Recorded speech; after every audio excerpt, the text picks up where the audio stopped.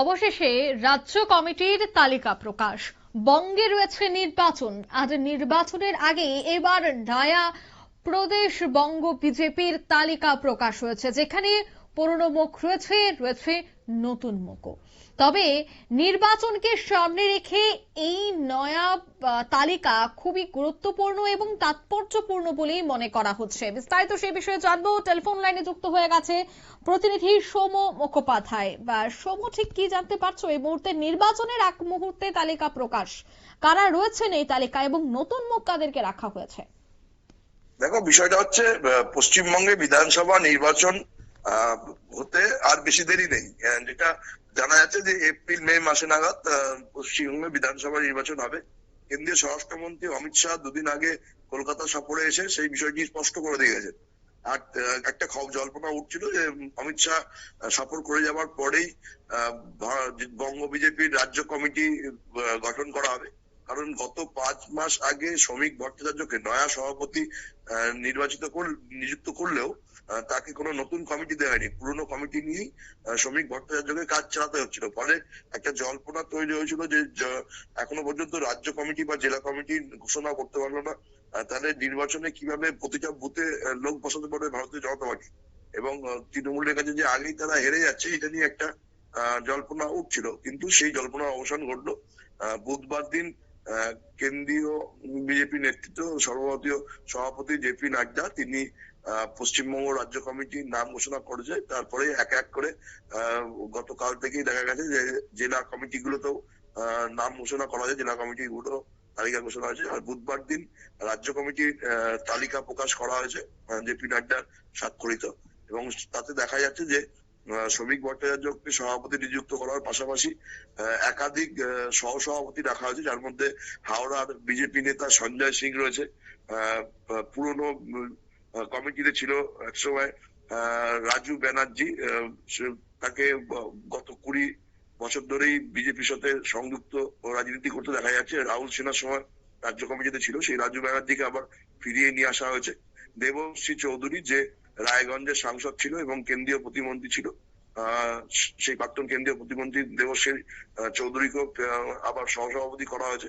এছাড়াও আসানসোলের বিজেপি বিধায়ক এবং মহিলা মোর্চার অন্যতম নেত্রী অগ্নিমিত্রা পাল, তাকে সহসভাপতি করা হয়েছে। দীপক বর্মনকে সহসভাপতি করা হয়েছে।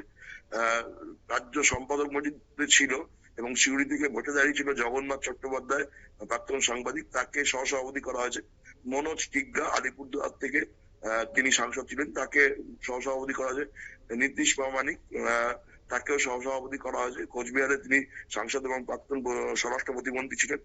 তাপস রায় তৃণমূল কংগ্রেস থেকে তাকে এসেছিলেন তিনি, এবং তিনি দাঁড়িয়েছিলেন তার সেখানে তিনি পরাজিত হয় লোকসভায়, কিন্তু তাকে সহসভাপতি করা হয়েছে।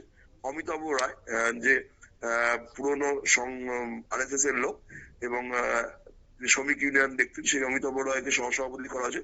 এছাড়াও মহিলা মোর্চার প্রাক্তন সভানেত্রী তনুজা চক্রবর্তী, তাকে আবার ফিরিয়ে নিয়ে আসা হয়েছে এবং তাকে সহসভাপতি করা হয়েছে। এছাড়াও সহসভাপতি হচ্ছে প্রবাল রাহা, আর যে সাধারণ সম্পাদক করা হয়েছে তার মধ্যে পুরুলিয়ার সাংসদ জ্যোতির্ময় সিং মাহাতো রয়েছে, হুগলির প্রাক্তন সাংসদ লকেট চ্যাটার্জি রয়েছে, সৌমিত্র খান বিষ্ণুপুরের সাংসদ, এবং বাপি গোস্বামী ও শশী অগ্নিহোত্রী, এরা হচ্ছে সাধারণ সম্পাদক হিসেবে নির্বাচিত হয়েছে। সম্পাদক হিসেবে নিযুক্ত হয়েছে শঙ্কর ঘোষ, শিলিগুড়ি বিধায়ক, দীপাঞ্জন গুহ, সোনালী মুর্মু, মনোজ পান্ডে, অম্লান ভাদুরী, মহাদেব সরকার, শাখারব সরকার, সিন্টু সেনাপতি, শবরী মুখার্জি। শবরী মুখার্জি হচ্ছে যে নাট্য দল আছে বিজেপির, সেই নাট্য দলের তিনি নেত্রী। এছাড়াও মোহন শর্মা, বিভা মজুমদার এবং সঞ্জয় বার্মাকে সম্পাদক নির্বাচিত করা হয়েছে। আশিস বাপত হয়েছে ট্রেজারার, এবং প্রবীণ আগরওয়াল এবং বিদ্যাসাগর মন্ত্রী, তারা হচ্ছে যুগ্ম ট্রেজারার হয়েছে। প্রণয় রাহাকে অফিস সেক্রেটারি করা হয়েছে এবং প্রত্যুষ মন্ডল হচ্ছে জয়েন্ট অফিস সেক্রেটারি। মোটামুটি দেখা যাচ্ছে যে রাজ্য কমিটির তালিকা জেপি নাড্ডা প্রকাশ করেছেন, তাতে পুরনো এবং নতুন মুখ রয়েছে। এর মধ্যে যেমন শঙ্কর ঘোষের মতো নতুন মুখ রয়েছে, তেমনি দীপক বর্মনের মতো পুরনো মুখ বা রাজু ব্যানার্জির মতো পুরনো মুখ রয়েছে। এখানে যেমন তাপস রায়ের মতো নতুন মুখ রয়েছে, তেমনি এখানে তরুণজা চক্রবর্তীর মতো পুরনো মুখ বা মনোজ কিদ্দার মতো পুরনো মুখ রয়েছে। এবং সাধারণ সম্পাদকও সাধারণত লকেট চ্যাটার্জি আগের কমিটিতে সাধারণ সম্পাদিকা ছিলেন, তিনি এই কমিটিতেও সাধারণ সম্পাদকের পদেই আছেন। জ্যোতির্ময় সিং মাহাতো তিনিও সাধারণ সম্পাদক ছিলেন। সৌমিত্র খানকে সাধারণ সম্পাদক করা হয়েছে।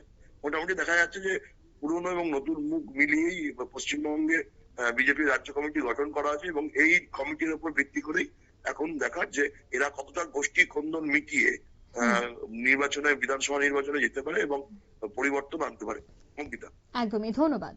অর্থাৎ গোষ্ঠী কোন্দল কিন্তু বঙ্গ বিজেপির মধ্যে রয়েছে এবং সেই কথাটা বারবার প্রকাশ্যে এসেছে।